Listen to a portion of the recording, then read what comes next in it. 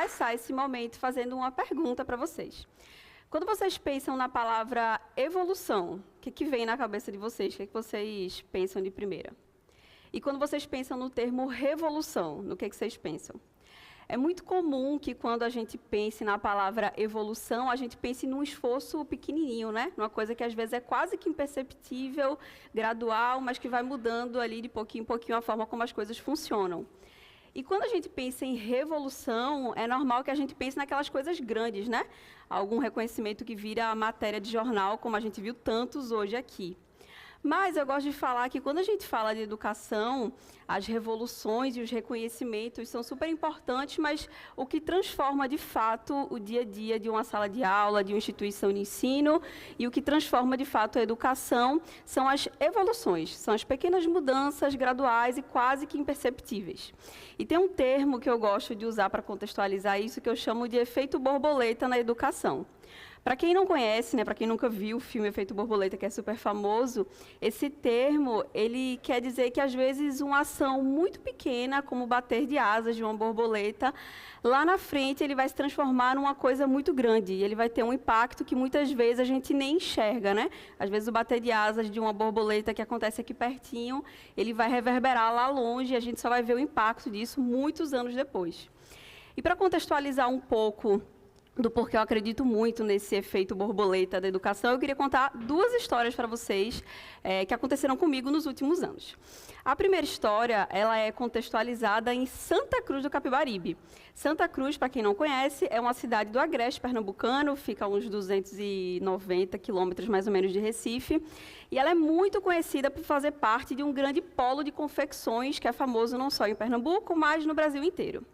É muito normal que as famílias que moram em Santa Cruz, elas de alguma forma vivam ali relacionadas com um polo de moda ou com um polo de confecção, porque esse certamente é o maior atrativo e a grande parte da economia da cidade gira em torno disso. Em 2022, eu estava numa escola em Santa Cruz do Capibaribe, e aí eu fui fazer uma palestra para os alunos, e antes de começar a minha palestra, eu estava ali conversando, né, com um grupinho de alunos da rede pública, eles eram do 2º ano do ensino médio, e estava perguntando, né, o que vocês querem fazer quando terminar o 3º ano, né, quem quer fazer curso técnico, quem quer fazer uma graduação? E aí um dos alunos me respondeu uma coisa que me deixou pensativa. Ele falou assim, eu quero ter uma loja aqui no polo de moda de Santa Cruz. E eu achei aquela pergunta, aquela resposta curiosa, porque eu achei que ele poderia me responder outras coisas, né? Imaginei que ele fosse me dizer que queria ser youtuber, tiktoker, jogador de futebol, um médico, né, um bombeiro. E aí eu perguntei para ele, eu falei, o que o teu pai faz? Com o que teu pai trabalha? E aí ele falou, meu pai, ele tem uma loja aqui no Polo de Moda de Santa Cruz. Eu falei assim, e o teu avô? Ele trabalhava com o quê? Aí ele falou, o meu avô também tinha uma loja de moda aqui em Santa Cruz.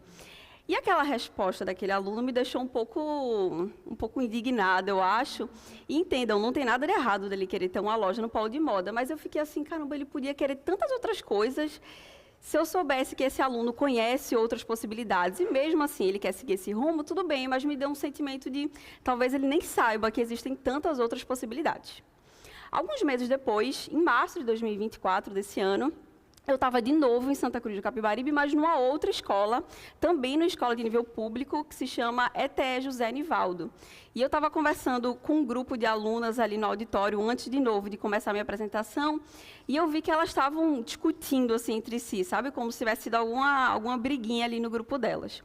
Era um grupo de 5 alunas, e aí quando eu perguntei para elas, né, numa curiosidade ali para saber o que estava acontecendo naquela fofoquinha, quando eu perguntei para elas o que tinha acontecido, elas falaram que uma professora da escola tinha inscrito elas num projeto para incentivar meninas na área de matemática e na área de ciências, num projeto que a premiação final era ir para a Universidade de Harvard. E aí elas estavam super chateadas, porque elas eram um grupo de 5 amigas, mas cada escola só podia indicar 4 alunas. E aí uma delas, infelizmente, não participou ali da inscrição. E aí, quando elas falaram isso, a primeira pergunta que eu fiz foi, como é que vocês souberam disso, né? Porque imediatamente me veio a outra história na cabeça, né? Poxa, como é que essas alunas que estão aqui em Santa Cruz, né, nível médio, na escola pública, como é que elas souberam da Universidade de Harvard? E aí, o que elas me responderam foi que a professora Isla, que é uma professora da ETE José Nivaldo, contou para elas desse projeto e incentivou, né, fez ali a inscrição do grupo todo para que elas tivessem essa oportunidade. E aí, quando elas contaram isso, a primeira coisa que eu pensei foi, caramba, que coisa impressionante, né? O que a professora Isla fez foi uma coisa muito pequena, que teve um impacto muito grande, mas ela só falou para as alunas, olha, tem esse edital aqui, se inscrevam, deem uma olhada nas premiações, e aí, de um momento para o outro, aquelas alunas que talvez estivessem numa situação onde elas não conseguissem imaginar possibilidades muito fora ali da cidade do Agreste, onde elas moravam, agora elas estavam sonhando em ir para Harvard, uma das universidades mais famosas do mundo. Quando eu estava estudando um pouco, me preparando para esse TED, eu vi uma frase que falava assim, ele falava, a nossa distribuição de habilidades entre nós, seres humanos, ela é igual. Eu tenho algumas habilidades, vocês têm outras, mas todos nós temos, né, habilidades ali que são muito próprias nossas. Mas a distribuição de oportunidades, ela infelizmente não é igual. E o que a professora Isla fez com aquele grupo de alunas não foi simplesmente, toma aqui uma passagem e vão para a Universidade de Harvard, mas ela abriu as possibilidades para aquelas alunas, ela abriu o olhar daquele grupo de alunas para mostrar que, olha, se vocês quiserem, vocês têm esse caminho aqui para fazer isso. E aí uma frase que eu acho que contextualiza muito isso, tudo que eu estou querendo dizer, é essa aqui. A gente só sonha com aquilo que a gente enxerga. E o que a professora Isla deu para aquele grupo de alunas foi a possibilidade de enxergar um futuro diferente, enxergar conquistas novas ali que talvez nem elas soubessem que fazia parte do rol de possibilidades que elas tinham. A segunda história que eu quero contar para vocês aconteceu um pouco mais próximo de mim, não foi no momento que eu queria ouvir uma fofoca, foi uma conversa um pouco mais próxima e aconteceu com uma das alunas da Quark. E aí, para contextualizar um pouco vocês, a Quark é uma solução que a gente criou em 2021, muito focada em melhorar a empregabilidade de jovens, especificamente da rede pública. A gente faz isso através do desenvolvimento do que a gente chama de habilidades comportamentais, porque a gente acredita que esse é um grande diferencial para o mercado de trabalho. E aí, em junho desse ano, de 2024, a gente recebeu no nosso LinkedIn, na página do LinkedIn da Quark, o depoimento de uma aluna chamada Liliane. Ela estava agradecendo pela utilização da Quark, que ela conheceu através do Embarque Digital, e estava dizendo que gostou muito da plataforma, que estava super usando os certificados, que adorou a metodologia. E eu gostei tanto da iniciativa dela, de ter mandado uma mensagem para a gente, se apresentando e falando um pouco mais sobre o que ela queria fazer profissionalmente, que eu falei assim, Liliane, vamos marcar para gravar um depoimento contigo? E aí a gente grava um depoimento para as redes sociais da Quark.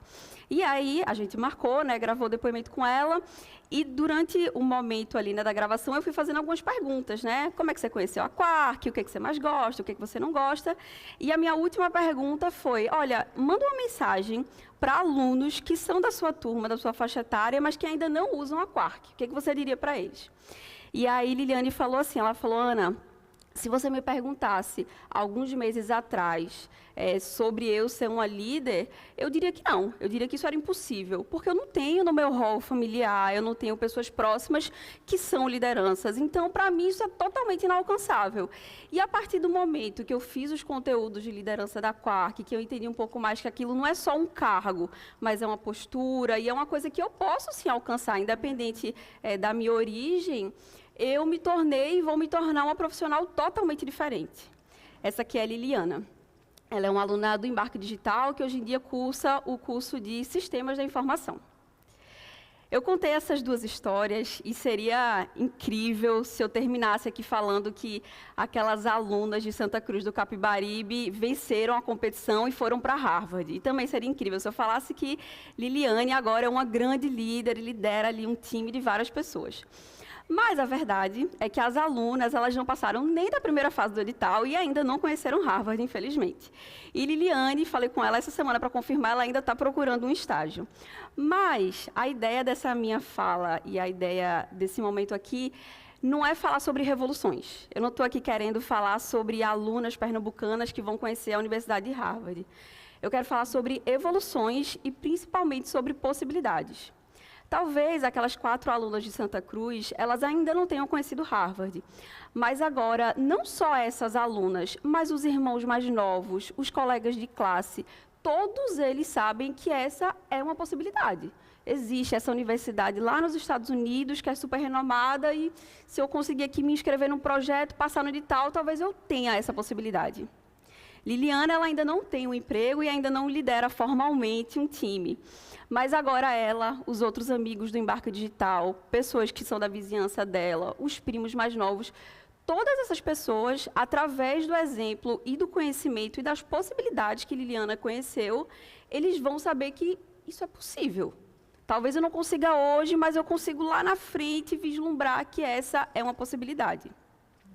Quando eu pensei, né, poxa, o que eu quero falar, né, nesse TED, nesse momento, e qual é a mensagem central que eu quero que as pessoas lembrem, né, depois que esse momento acabar, com certeza é que quando a gente fala de educação, os reconhecimentos e os prêmios e as manchetes de jornal, eles são incríveis. E, de novo, aqui a gente teve vários casos que são super impressionantes.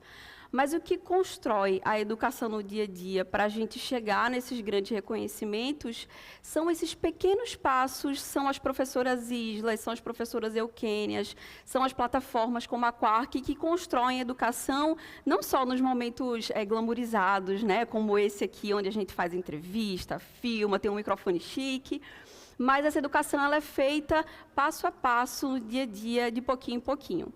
E se eu pudesse deixar uma frase, né, que resume aqui tudo que eu estou querendo passar de mensagem, compartilhar de mensagem com vocês, com certeza seria essa aqui.